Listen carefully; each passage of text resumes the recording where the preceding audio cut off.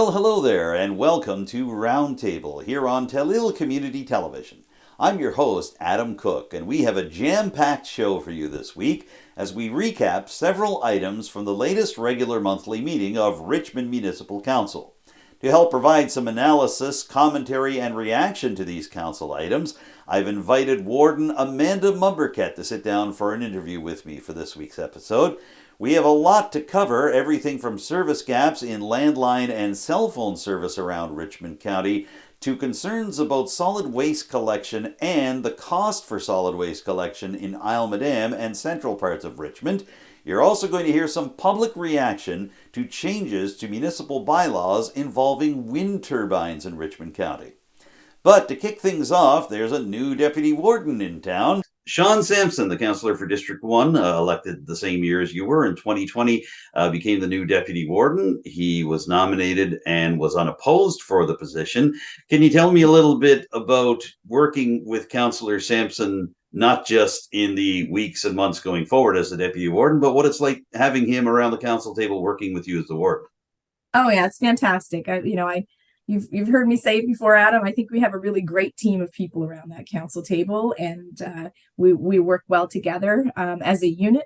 We often have very differing opinions on matters, but that's the point, right? So I have to say that you don't want people of all of one mind around the table, right? And so I love the perspective that Councillor Shawn Samson brings to the table. He's very much there for his constituents. He brings matters forward that are important to them, and he's not afraid to do everything he can to make sure that his constituents are getting the most out of their municipality, which is, I think, that is at the end of the day our job.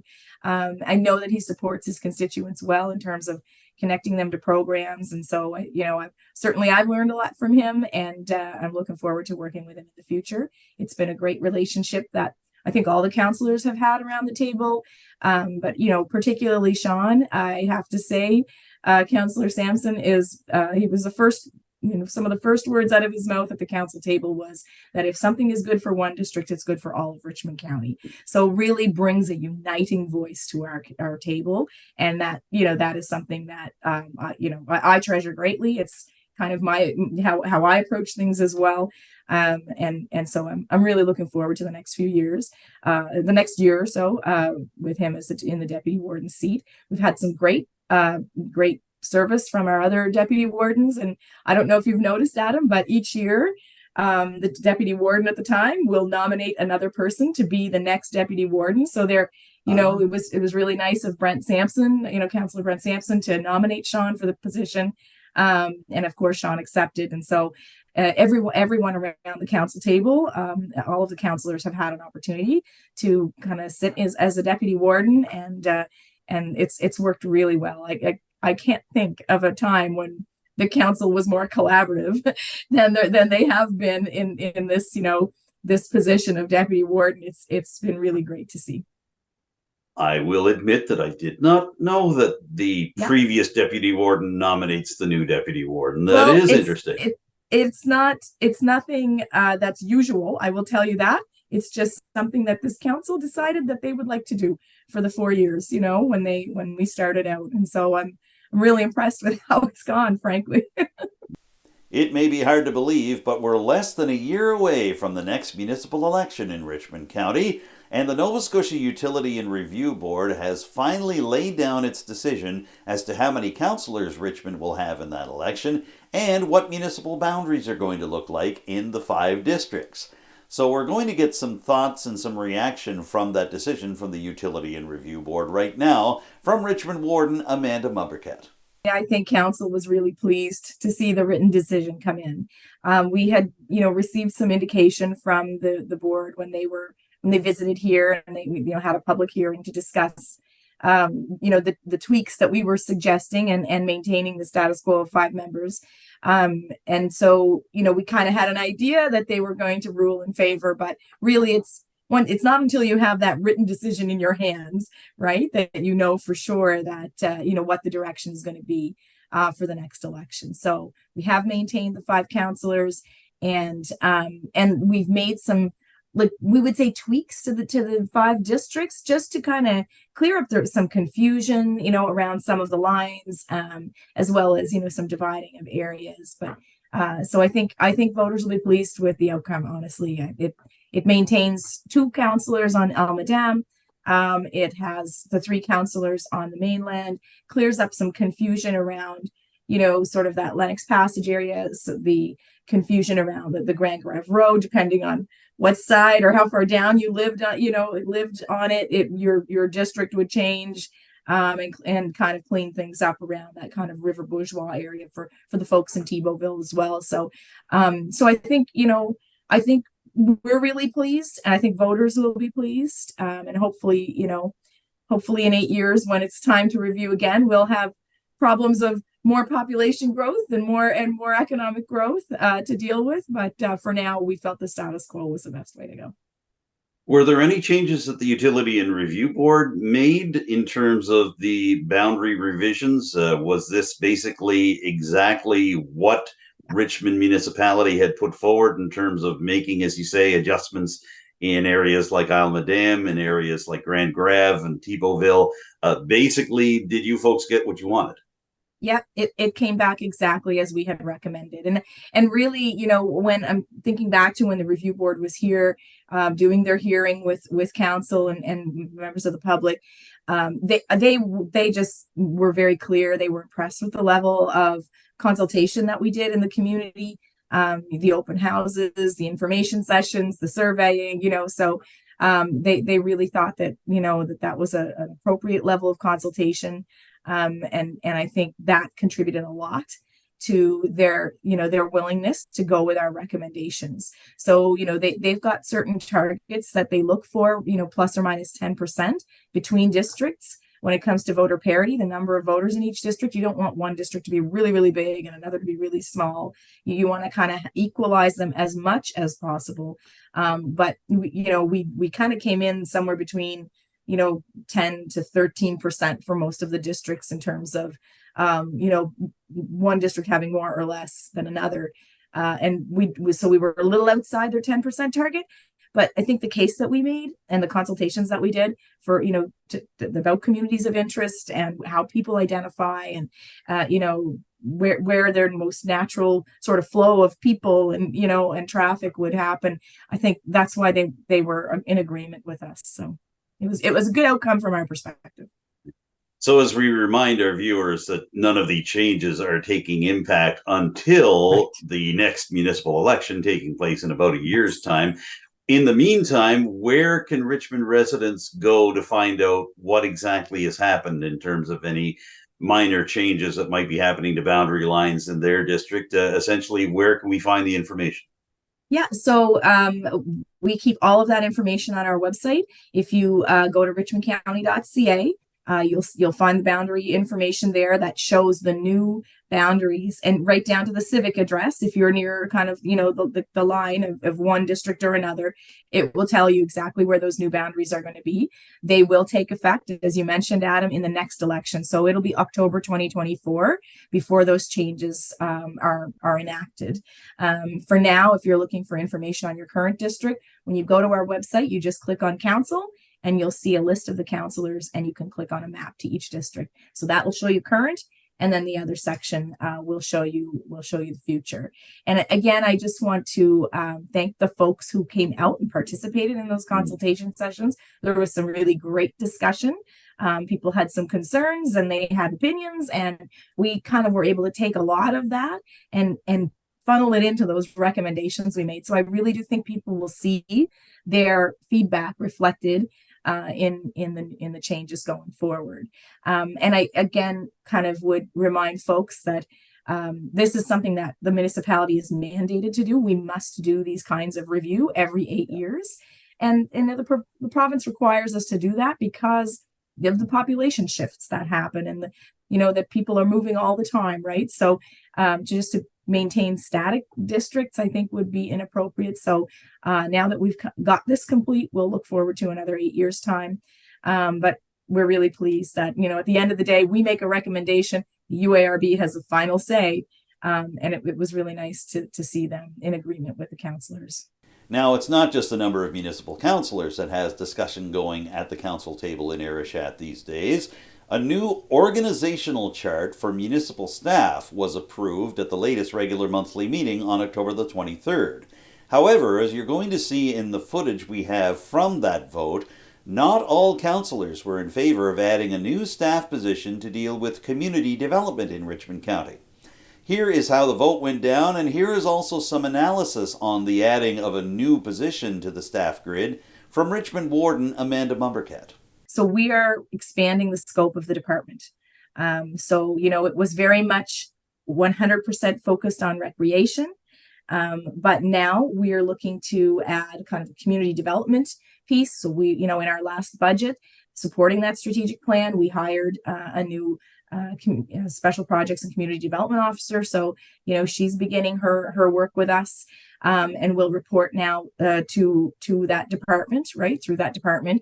We're looking at, studies around and work around accessibility. We're doing some, doing work around trails development. We're doing work around, a potential new multi-purpose facility in the county because of the age of our arena. We don't know how that's going to go yet. The public may tell us we don't want that. They may tell us we absolutely do. But at the end of the day, these are really big projects that need to be managed, and they're all going through this expanded department. So, so from our perspective, I guess, the councillors who voted in favor of that change, it really, when you start to expand the scope like that to respond to the strategic plan, which was basically, built from input from our constituents, it was no longer appropriate to have a manager of recreation in that position, particularly because when we look at the duties that person, is expected to do now, it's a lot of the same things that the director level positions do. It's HR management, performance management, budgeting, financial tracking. It's all of those things. So when it was totally focused on recreation, it probably made a little more sense to have it as a manager role. But between the level of duties that we expect of them and also expanding the scope of the job and of the department, it really became, in my mind, it was no longer appropriate to have it as a manager level. This is a person that and a position and a department that is now going to be informing the direction of the municipality going forward. So it's not, it's less about people like the specific people in the department, and it's more about responding to the desires of our constituents that were expressed through a strategic plan. The committee discussed a recommendation from the in-camera session regarding the municipality of the County of Richmond's organizational chart. I move that council accept the recommendation from the committee of the whole to adjust the organizational chart as presented, including the position classifications. After consideration, I don't feel I can justify it to the taxpayer this time, but in feeling with Councillor Brent Samson, I support the decision of the chart, and I support the decision of moving forward. I feel that that's something we all thrive on. I guess upon discussion here tonight, I would have liked to have seen it wait until April 1st after our budget review. Fair enough. Thank you, Councillor Digdon and Councillor Samson, for your comments on that. Is there any further discussion? Okay, all those in favor, please say aye. Aye. Aye. Those opposed? Okay, that motion is carried. I totally understand Councillor Brent Sampson's point of view on this. Again, differing opinions around the table, but at the end of the day, those taxpayers, they gave us some marching orders early on when we went out and did a refresh on our strategic plan. And, we did that refresh. It's complete now. We're starting to pick away at it. The strategic plan pointed very definitely that taxpayers wanted better service out of their municipal government. They wanted more support. Community organizations wanted to be more connected and receive more support. So that's why you saw us do things like reinstate the grant program. And it's why you're seeing these changes on the organizational chart as well. I think it's exciting. It's an opportunity for us to be, to serve our constituents better, to make sure that, I'm thinking back to the last week, we had a volunteer fair in St. Peter's, and, we had over 20 organizations that participated. the municipality was able to put resources there and a person there. And that is not something that we would have been able to do before, right? So this is it's a new opportunity, I think, for constituents and for council as well, to be able to take the municipality in a direction of growth. We finally have a decision from Richmond Municipal Council about solid waste collection in the county's Zone 3. That takes in Isle Madame and several parts of central Richmond County. It had been an issue for several months, including a period in which there was no solid waste collection in Zone 3 at all. There is now a temporary agency set up shop to take care of solid waste collection until the new year. And at that time, a brand new permanent collection agency is going to be taking care of solid waste in Isle Madame and central Richmond. However, this didn't come without some concerns about the cost of the solid waste collection bids that were put in when the issue went out to tender just a couple of months ago. So here is the discussion from Richmond Municipal Council's October 23rd regular meeting, along with commentary from Richmond Warden Amanda Mombourquette. I'm really happy to say that there has been regular collection since since we had that interruption in the fall, earlier in the fall here. So we were able to find a temporary solution, but that temporary solution is only in place until January. And so at the end of August, staff tendered an opportunity for a longer term contract. They expressed that they wanted a 3-year period that for people to respond to, so we would have that service kind of locked in for a longer period of time. And, the municipality is just like any household. We're experiencing rising costs on all sides. And so when the bids came back in, they were much higher than what the previous bids were. So really at the end of the day, what staff was looking for was approval from council to spend outside of the budgeted amount by, I think it's about, for this year would be about $12,000. I should probably double check my figures on that. It's been a couple of days since the meeting, but they were looking for council to approve an over budget spending amount for this fiscal year to ensure that we would have curbside collection services available to us after the temporary contract. The committee discussed the Zone 3 curbside collection tender. I move that council accept the recommendation from the Committee of the Whole to authorize staff to proceed with the award of the Zone 3 curbside tender, with the amendment that we authorize staff to exceed budget in order to award the tender in question. I know council, got into a bit of a discussion about, we'd really like to see this come to a local bidder. And there's no question we were all feeling the same way. The costs, though, when you look at it, this is $250,000 expense to us. So, and whether it's $250,000 or it's, $10,000, we must follow the Nova Scotia Public Procurement Act. We don't have a choice in that regard. Our procurement policy is based on the act, right? We can't kind of go outside the lines on that. And those guidelines exist for a reason. And it is to make sure that we are, getting the best prices, for the services that we have to provide to the public on public money, right? So we'd love to see that investment be local. At the end of the day, the lowest bidder was not a local company. But really it wasn't for us to make a decision on the bidder. That wasn't our job. Our job is to create the policy and then administrative side of the house then has to take care of enacting the policy, right?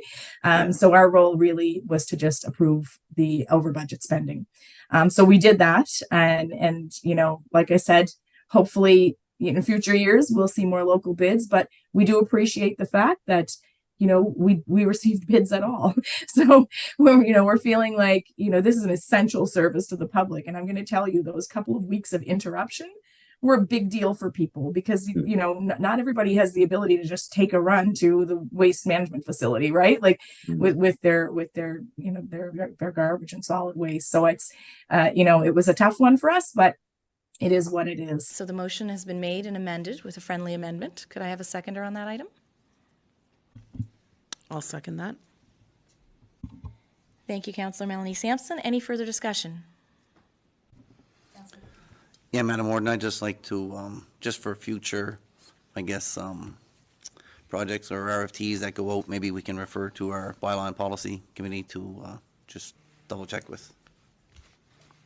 Sure. Would you like to make a motion to that effect, Councillor? I would, yes, please. Yeah, so we'll, yeah, that's great. Okay, so any further discussion on that item? All those in favor, please say aye. Aye. Those opposed? Okay, the motion is carried. I was really pleased that staff took the initiative to check in with other municipalities around the region to see, you know, based on their population, what are they paying for curbside collection? And honestly, what we received in the tenders is right in line, like on a per capita basis, it's right about in line with the bids that we received. So, you know, it's unfortunate, but costs are going up for these service providers too. Gas is costing them a lot more. That, you know, they need to pay their people.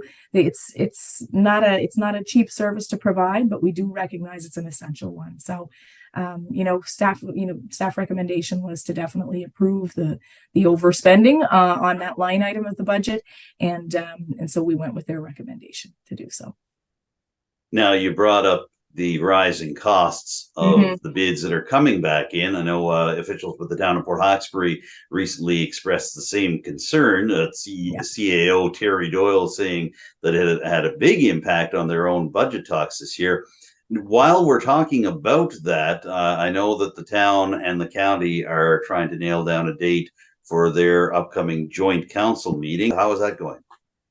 I think it's going well. You know, we've decided as a council, you know, a group of councils that on a process for creating the agenda. So we're going to submit our topics and they'll be mutually agreed upon. And so now really the challenge is a little bit like herding cats. We all have extremely busy schedules with, you know, many committees that we sit on. So it's going to be hopefully a date in November that we're looking at. We've known for many years that several Richmond County communities have had issues with cellular service coverage. In particular, the communities of Dundee and West Bay Road and the eastern Richmond County communities of Framboise and Forshoe. However, according to District 5 Councillor Brent Samson, residents in these communities have also experienced disruption to landline phone service, particularly during power outages and major storms. So, Richmond officials have asked Bell Canada to send a representative to a future council meeting to explain what's been happening and what the company intends to do about it. At the same time, the municipality is also supporting another Nova Scotia rural municipality that is seeking upgrades to cell service. This all comes as the provincial government has just confirmed $47.3 million to improve cell coverage in different parts of Nova Scotia, including eastern Richmond County, and in particular the mobile trunk phone services used by emergency responders. So, what do Richmond councillors and the warden have to say about all this? Let's hear the discussion right now. I move that council accept the recommendation from the Committee of the Whole to have staff invite the Bell Alliance representative to appear before council at a future date to discuss the lack of coverage throughout many areas of the county. I'll second that motion as well. Thank you, Councillor Samson. All those in favor, please say aye. Aye. Aye. Those opposed? Motion carried. You folks are looking for Bell Canada to send a representative to speak to a council meeting, and that has not only cell coverage issues, but Councillor Brent Samson speaking of landline service in District 5, particularly in times of trouble such as major storms. So your thoughts on wanting to get some answers from Bell Canada on the service they provide, not just cell coverage, but these latest concerns about landline service? Yeah, I mean, I totally agree with Councillor Brent Samson's desire to try to get move the needle on this a little bit. We're all noticing that cellular coverage is degrading in the county. You know, calls are dropping now where they never used to before. I'm sure it has to do with load on the network, but we'd really just like to hear from Bell to find out, a little bit of the reasoning about why that's happening. And then, of course, the landline issue. I know have been issues in District 5. There have also been issues out in District 3, the Dundee, St. George's Channel area, where landline service is being interrupted after power outages because, the lack of backup power, supplies for some of these pieces of infrastructure. We really do need to find out from them a little bit more on what the plan is, how we can support them, right? There may be things that we could be doing, even if it's advocacy work, to encourage governments to continue to invest. We're willing to do that. We'd like to hear a little bit too about what their plans are for infrastructure so that we can plan accordingly. If they have priority areas that they're going to be looking at in our county in the near future, how can we maybe leverage some of that intent and potentially do some additional, investment ourselves. We did, the previous council had done that type of investment to provide service in District 5 to, an area, I think it was Forshoe area, that didn't have cell service. And using a federal program, we were able to push that project forward. Unfortunately, we haven't been successful in applications since then. So we're hopeful that, that the federal government will look at recapitalizing the Universal Broadband Fund that will enable us to, potentially leverage some private sector investment as well, right? So really that's the crux of it. We'd like to hear from them about what's happening on the network, what their future plans are, and really what we can do to help. Because really the lack of cell service and certainly the lack of landline availability, it's not a matter of convenience. It's a matter of safety. Well, if anything were to happen in some of these zones where, there's no signal, if there was an emergency to occur, or if, there was a fire to break out, or our ability to communicate is severely restricted because we can't, we can't get a cellular signal out there, right? So, and it's not even just in remote areas of the county anymore. It's happening right in the middle of the county, and and in some of the most populated areas in some cases. So we really do need to find out more about what's happening.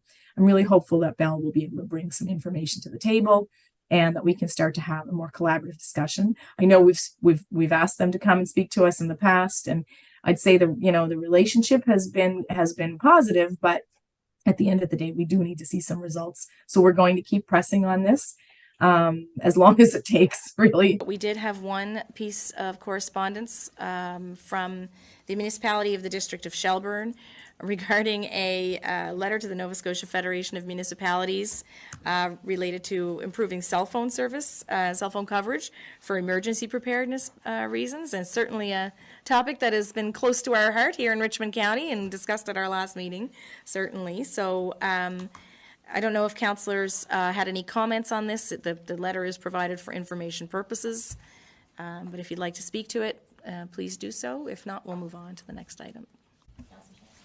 I was just going to say, I know it's been sent, if there was any way we could add our voice to that. And I think probably, I don't think you'd get much pushback from any municipalities within the province, because it seems to be an issue everybody's having. But yeah, I was glad to see it anyway. And hopefully, if there is any way we can add our name to that list, it'd be nice. Certainly. I mean, I could offer to write, a letter referencing their letter to NSFM and suggest that, perhaps one of the roles of NSFM could be to collect some additional municipal voices to provide to, different levels of government and to service providers particularly. Just thinking maybe that's something at the upcoming fall conference where you have people in the same room. Mm-hmm. They may be able to, that might be a good time that it could be brought up there by somebody, in that way get everybody on the same page rather than one municipality adding to it. Certainly, great suggestion, Councillor Samson. We can definitely do that. I plan to attend NSFM. I'm not sure if anybody else does, and can certainly put that on my agenda, topics to discuss. Has there been any sign from the provincial government that they may be willing to help out? And part of the reason I ask this is that not long before we started this interview, we at Tellil got a word from Inverness MLA and Finance Minister Alan McMaster's office that the province was willing to commit upwards of $43.7 million to improve cell coverage, and especially in rural parts of Nova Scotia. Some enthusiasm about this coming out from Inverness County officials that have been trying to seek improvements. Were you or your municipality aware of this announcement, or any sign that the provincial government wants to be involved here? What can you tell me about that, if you can? Yeah, I mean, we definitely were aware. We know that, improvements to the cellular infrastructure is it's not going to be one party that's able to solve it all, right? We're going to need the province at the table. We're going to need private sector at the table, and we'll be at the table, where it's appropriate. So, certainly, we're hopeful that we'll be able to create that kind of partnership and create some projects that will make, really positive improvements for coverage in the area.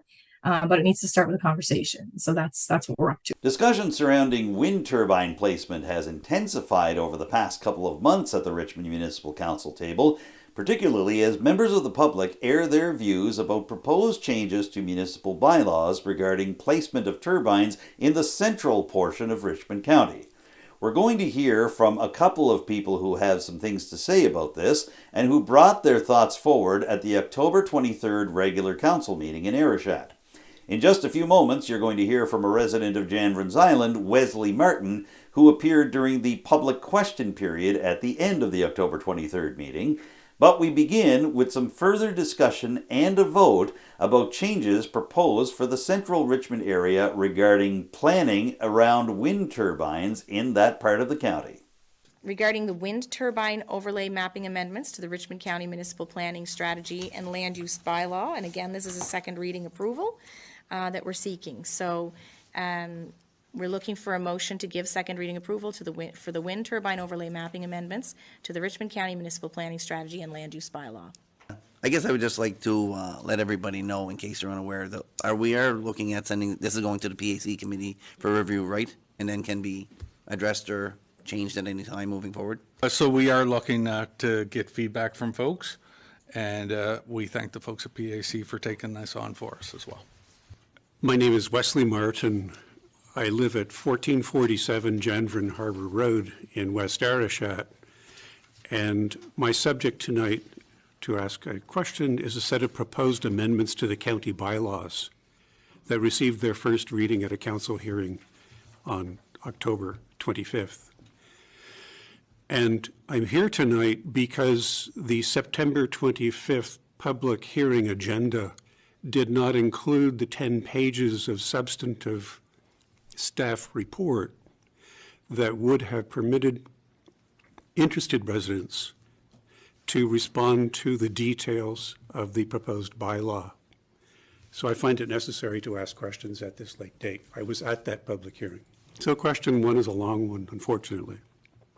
Since industrial scale wind turbine development is now focused on Guysborough County, and since Richmond County is no longer under pressure to revise its bylaws to accommodate a specific proposed development, is it the council's intention to subject the proposed amendments to a review by Eastern District Planning Commission and the Richmond County Planning Advisory Committee that would permit and encourage public input that is comparable to that received by the corresponding bylaws of Inverness County at the hands of the Eastern District Planning Commission? Point taken on the staff report from EDPC not being included with our PAC agendas. That's no problem for us to do, and we should be doing that. So we will do that going forward. I think we can make that happen. They put them on their website, but we don't link them from our agenda to our. So we need to make that link, because although it's out there and technically public, we shouldn't be making people dig for that, right? So that's a great point, and I think something that we can do, and maybe I think if we address that in our comms plan, because we do talk about whole packages being public. Okay, perfect. So that's going to hit on a couple of points for us there. So thank you for that. And in terms of the process of Inverness County, I'll admit I'm less familiar with that. I know you have some information about that, but certainly making this or putting a presentation together for Planning Advisory Committee, that's exactly what the point would be, is that committee would hear and consider the points you're making and take that into account kind of going forward, right? And certainly the chair of that committee is here, Councillor Brent Samson, if you'd like to speak to that. Yeah, the only thing I'd add to that, just so everybody's clear, I don't know that, at least PAC, we never felt we were under any pressure to develop anything. It was meant as a to be done preemptively so that it was done when we weren't under pressure. That was kind of the thought going forward, that we could do this now while we had the time, and we weren't, you know, rather than somebody coming and looking to rezone for a specific site, it was trying to make it easier going forward that we had these plans in place prior to somebody asking. I do think that your response about working preemptively is entirely reasonable. I just think that as this draft now stands, it's incomplete, and being preemptive incompletely is probably not the best strategy. Question 2. Is it the council's intention to permit and encourage reconsideration of and possible increases to the 1,000 meter residential setbacks that appear in the draft bylaw? So I can kind of, I guess I can come back with a general answer on that, is that any of the terms of the bylaw, if we hear from the public, you know, about concerns, just like we've heard over the last number of, you know, of weeks about procurement and the disclosure of our grants, and, you know, putting that into policy, I think anything is on the table for reconsideration. Bylaws, you know, exist to give us guidelines, rules to live by, but they're changeable, and there's a process for changing them. So certainly that is one of the things that we could consider changing. It's one of any number of things we could consider changing going forward. Thank you. And now, speaking of wind energy and renewable energy sources, we now have an update for you on a federal-provincial plan to provide most of the funding for a nearly $1 million municipal position that would help Richmond County move forward from fossil fuels into renewable energy by a deadline of the year 2030. The province would be contributing through the Department of Natural Resources and Renewables, while the federal government would be kicking in funding through the Atlantic Canada Opportunities Agency. That would leave each of Richmond County and the town of Port Hawkesbury to provide $75,000 for a nearly $1 million investment in this new position. What does Richmond Warden Amanda Mombourquette think of the progress of these talks? Here she is now to give her view. Would council be looking at this still in terms of whether that's something that they can fund? Is the discussion going on? Well, what's happening with that particular spot? Yeah, so that proposal has gone forward to ACOA as well as to the province and the town and the municipality of Richmond. So we have approved a $75,000 contribution to it over 3 years. It will result in a series of assessments being done on our region, on Point Tupper Park, to make sure that we are best positioned to take full advantage of the emerging sector around hydrogen and wind, right? So, and it will result, like I said, in the new position being created. And so that's approved. I was really pleased to be able to discuss that with council. You know, the value of that project is close to $1 million. So the fact that we are able to put $75,000 in over 3 years and leverage that into $1 million, it was a good deal for constituents. And I think it'll make a big difference in terms of our ability to benefit from the industries that are located here. The provincial government recently introduced legislation designed to provide a new service exchange agreement between the province and its municipalities. However, some members of Richmond Council are concerned that this could offload serious costs for road maintenance and repair onto the county. Here's what happened at the latest regular monthly meeting of Richmond Municipal Council regarding Bill 340. And here's some analysis and commentary to go with that footage from Richmond Warden Amanda Mombourquette. It's the result of almost 2 years of consultations between municipalities through the Nova Scotia Federation of Municipalities and the province of Nova Scotia. We have, as municipalities, we each have we have a service exchange agreement with the province where we collect from, you know, through taxpayers. Through property tax, we collect funds and we remit them to the province for specific services. So some of those services would include corrections. Some would include, you know, the housing authorities, the deficits, you know, that they would incur.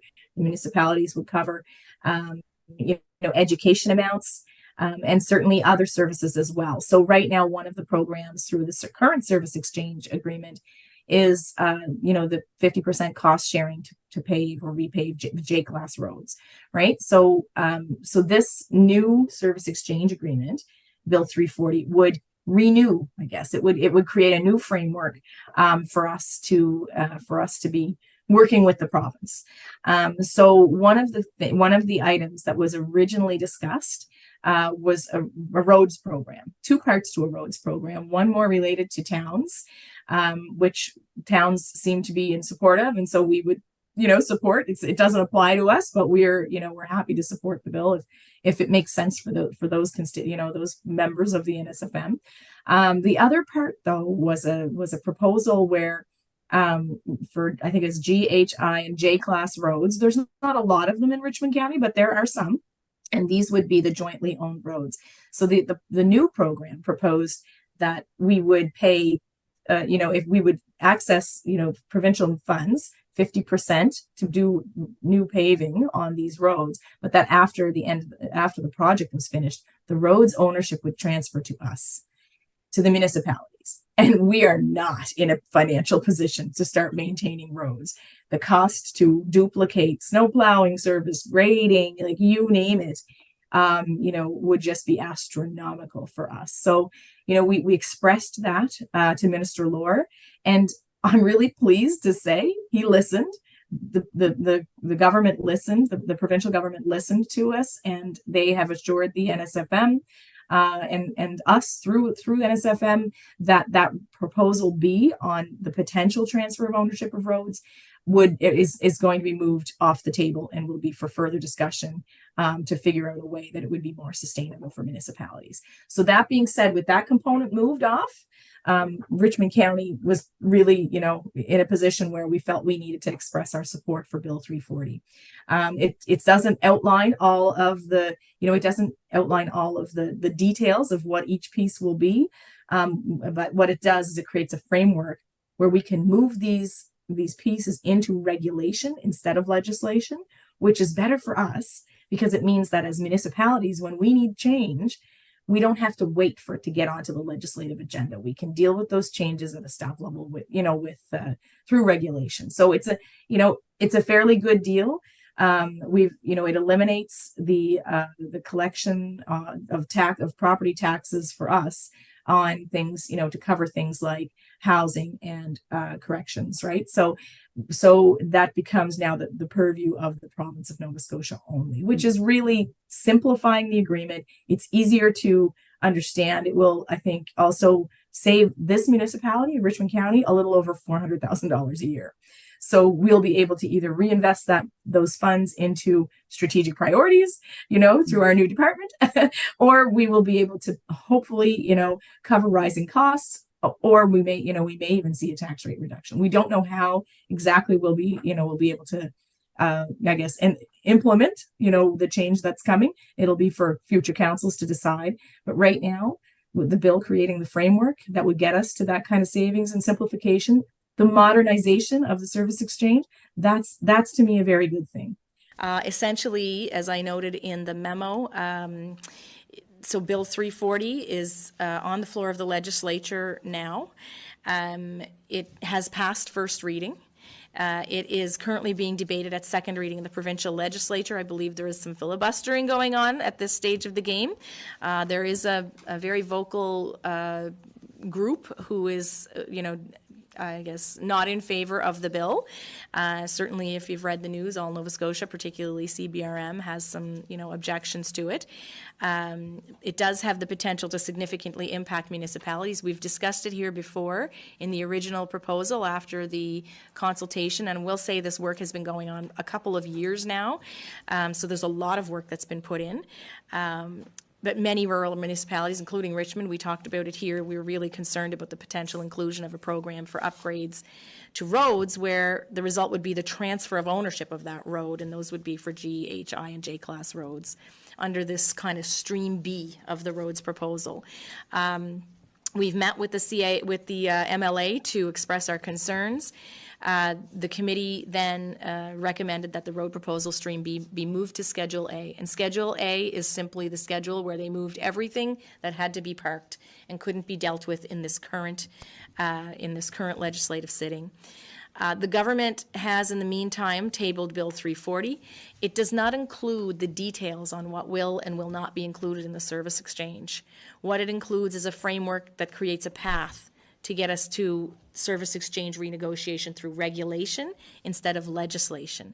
So what had happened in the past is that if municipalities would want a change to some piece of the service exchange agreement, it would be very difficult to get on the legislative agenda, which would delay. And so creating this framework to move it from legislation to regulation means that we wouldn't have those kinds of delays. And at the end of the day, you know, if the provincial government, if particularly in a majority situation, decides they want to change the service exchange agreement, they have the power to do so, whether it's legislative or regulation, because they control the legislative agenda. However, for municipalities, moving it to regulation sort of presents it as a little bit of a win for us, or is a little bit easier for us to make changes because we don't need to wait to get on the legislative agenda. So that was, this is how, the bill ended up being formed, is that it really just creates the framework. I think, based on what's been happening in the province and the relationship between the provincial government and municipalities, we probably want to be really careful in terms of whether or not we express support. Specifically, I'm very concerned that, as I learned more about the process and where it's at in second reading so far, there is a potential that the bill may not pass if the people who support it do not express that support. Because right now, the people who do not support it are expressing that lack of support vigorously, and I don't blame them. They have, I'm probably sure, very good reasons for doing so. So my suggestion with adding this item to the agenda is to write a letter of support for Bill 340 with clear restrictions that we support this as a path to achieve specifically what was consulted on with the membership, and specifically that the road stream B proposal regarding transfer of ownership of roads would be moved to Schedule A and not be part of this agreement. So since I wrote this letter, we've since received a piece of correspondence from Minister Lohr, kind of outlining that piece as well, and kind of giving a more description as to where this is at in the provincial agenda right now.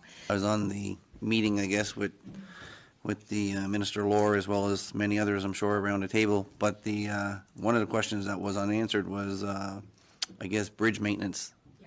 Yeah. Where would it fall under? Because, again, the county may be able to take over roads, but you definitely can't take over the cost of bridge repair. As much as we probably can't take over the cost of roads, but we definitely can't take over the cost of bridge repair.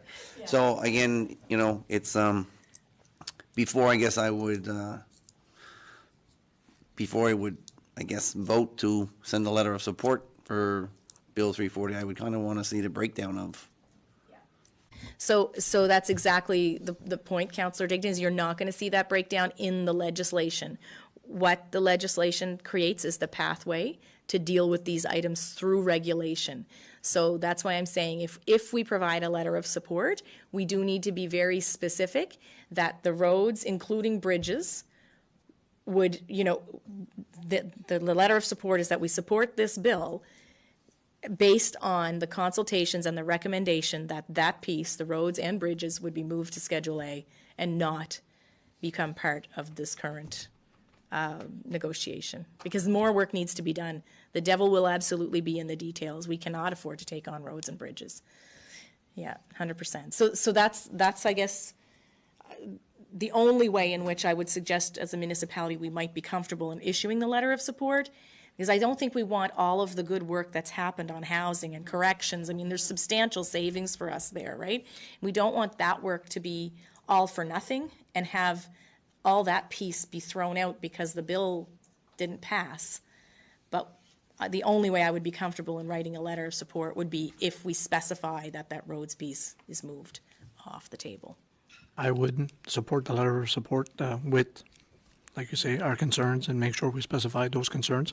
But I do have a breakdown of what it means for Richmond County, and as you mentioned, Warden Mombourquette, housing and corrections, we're looking at a savings. I mean, when you look at this document, it has the word absorb and leverage. It's hard to ignore those two words when it comes to, running our municipality, right? So, I mean, you're looking at a savings there of those two, corrections and housing, you're looking at a savings of 440,000, right? So that's hard to ignore for sure, right? So I would be in favor of a letter of support, yep. My only concern is just that it's oftentimes with these type of situations, if there's going to be give, there's going to be take, and we're definitely not getting the full story here, because to remove the road part of it that easily, and then we're just going to get all the goodies and none of the bad parts, I struggle to believe that's going to be the outcome in the end. But, I mean, I'm fine with supporting it, given what you're saying with those caveats, that these road issues and bridge issues not be part of it, because there's no way we can absorb those costs. Those costs would quickly negate any savings that we would make on the housing and correction size in the first 20 minutes. Well said. Yeah, Councillor Melanie?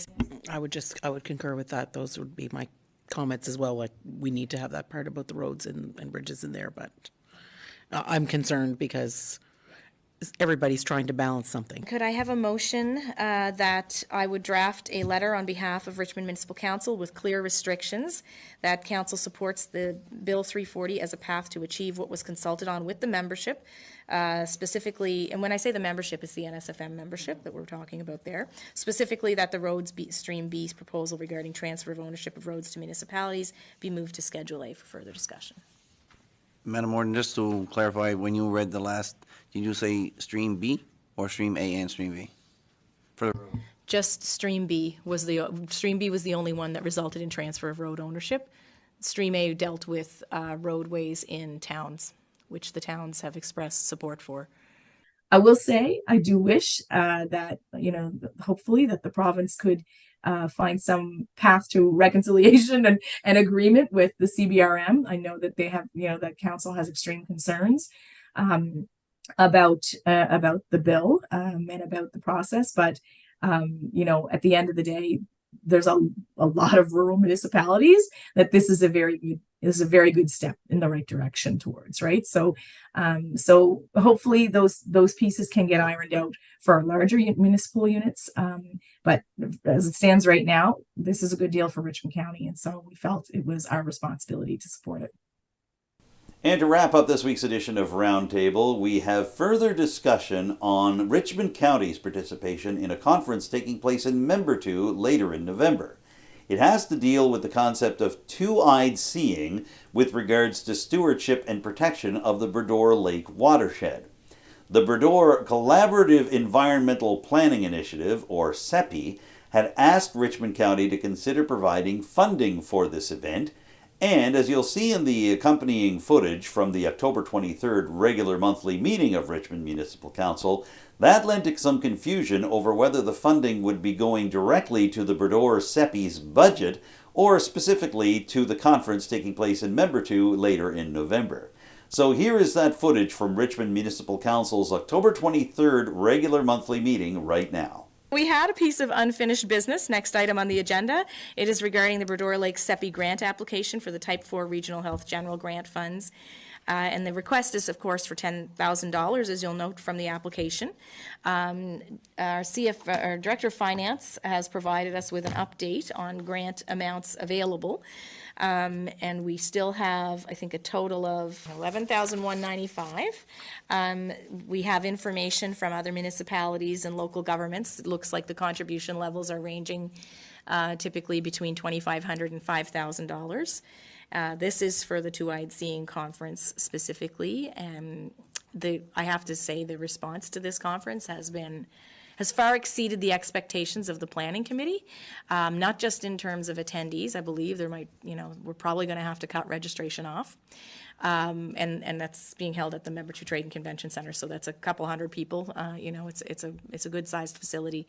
But also in terms of the number of people who are interested in making presentations during the conference, we did a call for proposals for presentations, and I think we'd have to have a 7-day conference in order to fit them all in. But there's such a high level of interest of people wanting to demonstrate the practice of two-eyed seeing and how they're applying it in their workplaces and learning places, and it's interesting to see how far that concept coming from right here in Unama'ki has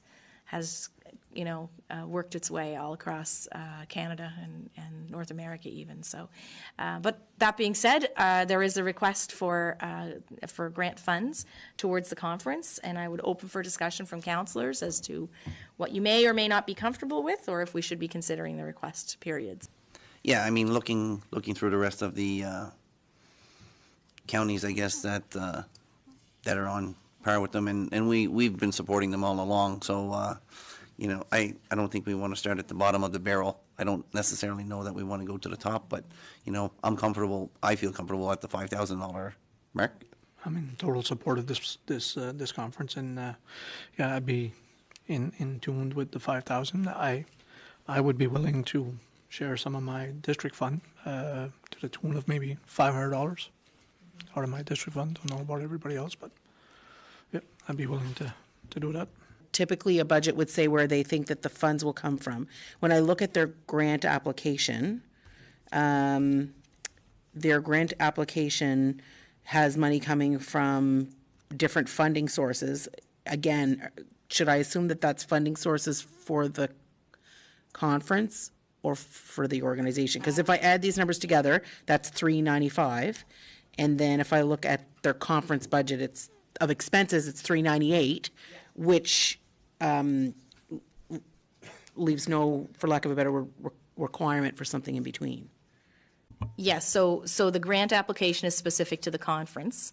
Yeah. The CEPI operational budget was just provided as reference, and so it would be comparing the conference budget to the grant application, and you'll see that's where the financing on the grant application come in, right? So the reality is that the funds from Mi'kmaq, from MK, I'm not even going to attempt to pronounce it, and I won't do it justice, is they have not been confirmed, and in fact, we have learned that that the federal government hasn't signed off the agreement yet to allow MK to disperse these funds. So the likelihood is that they are not going to land now. So that's why they're looking at trying to make up the shortfall, and they've had tremendous response from the community and from the business community to make that up, and also have, of course, begun to trim expenses, right, to look at what can be eliminated. The original registration fees, so this was the original budget, but I can tell you that because of the high level of interest, we know that the registration fees are going to generate, I won't say it could be twice that, but it will be well in excess of the $85,000.